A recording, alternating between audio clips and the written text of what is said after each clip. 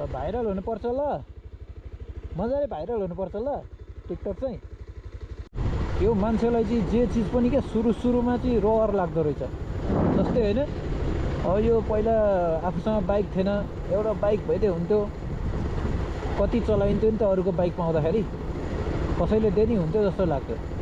अनि आफ्नो बाइक भयो कति हिँडिन्थ्यो होला, कति घुमिन्थ्यो होला जस्तो लाग्यो।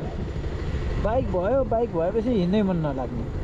अनि अब यो बाइक त भयो, अब एउटा गोप्रो भयो, मोटो भ्लग गर्नुहुन्थ्यो, टक्क भ्लग गर्दै हिँड्नुहुन्थ्यो भने अहिले गोप्रो भयो। गोप्रो भनेको यो खासै लाएर हिँड्नै मन लाग्दैन क्या सेटअप गरेर। अब गोप्रो मात्रै भएर भएन, अब त्यही अनुसारले बोल्दै हिँड्न पनि जानु पऱ्यो, भ्लग गर्न पनि जानु पऱ्यो।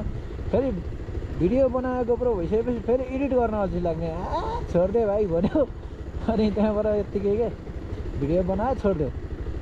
अनि जे चिज पनि सुरुमा रहर हुने रहेछ क्या। अब बिहे गऱ्यो होइन, बुढी नयाँ सुरुमा बुढीसँग फोटो खिच्न, बुढीसँग टिकटक बनाउन पाएँ, बुढीसँग घुम्न पाएँ, कति रमाइलो लाग्थ्यो क्या। अहिले अब बुढी पनि फेरि त्यस्तै के कतै नहिँड्ने नि, ऊ त्यति खासै हिँड्नै मन नगर्ने। अनि यस्तो टिकटक भिडियो फोटोमा उसलाई इन्ट्रेस्ट पनि छैन होइन। अनि त्यो भइसकेपछि अब खासै त्यो पनि रहर पुरा भयो क्या। अब त्यो पनि रमाइलो भएन। अब त्यहाँ बहिनी एउटा टिकटक बनाएर बसिरहेको रहेछन् होइन, मजाले नाच्दैछन्।